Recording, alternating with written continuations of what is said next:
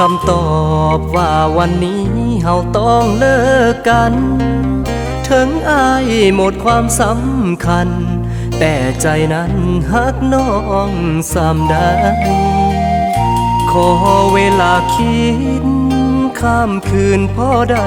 ทำใจแล้วอายจะเป็นฝ่ายไปให้ไกลใจน้องดอกนาเคยฮักกันมาอายขอเวลาแต่เพียงข้ามคืนเพื่อลบห้อยที่คมคืนจากวันที่ดีผ่านมาซิมการ์ดหัวใจจะลบออกไปซื้อน้องการดาแต่อายบ่ให้สัญญาว่าจะลืมน้องลงได้เจ็บเด้เจ็บหัวใจของอายแท้นะ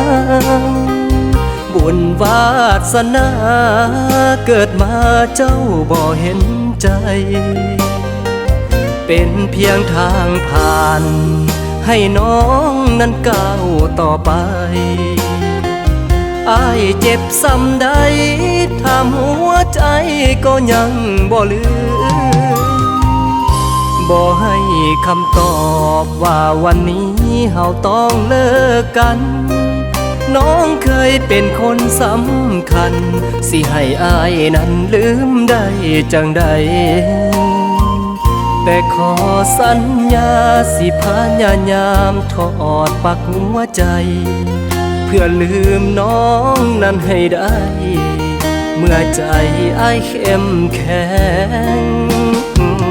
พอ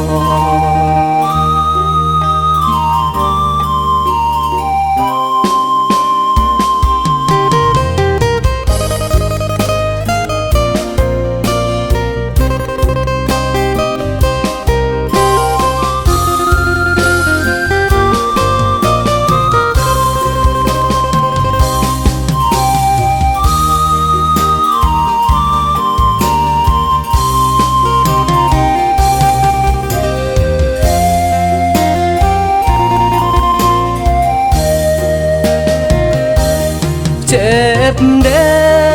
เจ็บหัวใจของอายแท้นะบุญวาสนาเกิดมาเจ้าบ่เห็นใจเป็นเพียงทางผ่านให้น้องนั้นก้าวต่อไปอายเจ็บซ้ำใดทำหัวใจก็ยังบ่ลืมบ่ให้คำตอบว่าวันนี้เฮาต้องเลิกกันน้องเคยเป็นคนสำคัญ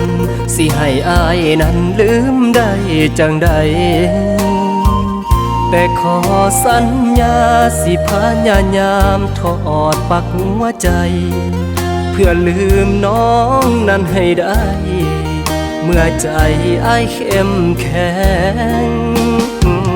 พอ